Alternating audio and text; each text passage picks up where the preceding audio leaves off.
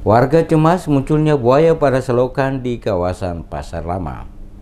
Puluhan warga samping Ambon Plaza Jalan Yosudarso, Kota Ambon dikagetkan dengan penemuan seekor buaya. Buaya ini ditemukan dalam gorong-gorong yang bermuara ke laut, panjangnya sekira 1 meter lebih. Hasil salah satu warga pada sekitar lokasi tempat penemuan buaya kepada DMS Media Group menuturkan, awal mula ditemukannya buaya tersebut pada Rabu kemarin sekitar pukul 14.30 WIT, di mana dirinya langsung berinisiatif mencoba memancing buaya tersebut dengan tali yang diikatkan dengan daging ayam. Hasilnya buaya tersebut langsung muncul dan memakan umpan yang dipasang, namun dikarenakan tali yang digunakan tidak kuat maka terputus dan sang buaya masuk kembali ke dalam lumpur selokan. Dirinya memperkirakan panjang buaya yang dilihatnya sekitar 1 meter, sementara besarnya agak sedikit dari betis seorang dewasa, dan hingga saat ini buaya tersebut tidak pernah lagi muncul ke permukaan selokan.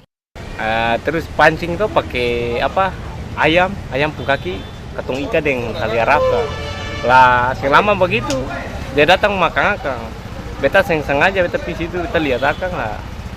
Dia ada bakunya akang lah, beta tarik serentak karena beta lihat dia punya kayak dia punya gigi tagay di telerate begitu. Beta tarik begini, beta kode tetangga di sebelah, abang siapa itu lah, dia foto akan dari sebelah. Kita tarik begini lah, tali putus lah, sudah dia lari ke atas lagi kembali ke bawah. Kalau beta perkirakan mungkin ada sekitar 1 meter ke apa. Iya, dia punya besar tuh, postur badan tuh kira-kira lebih besar daripada betis orang dewasa begitu.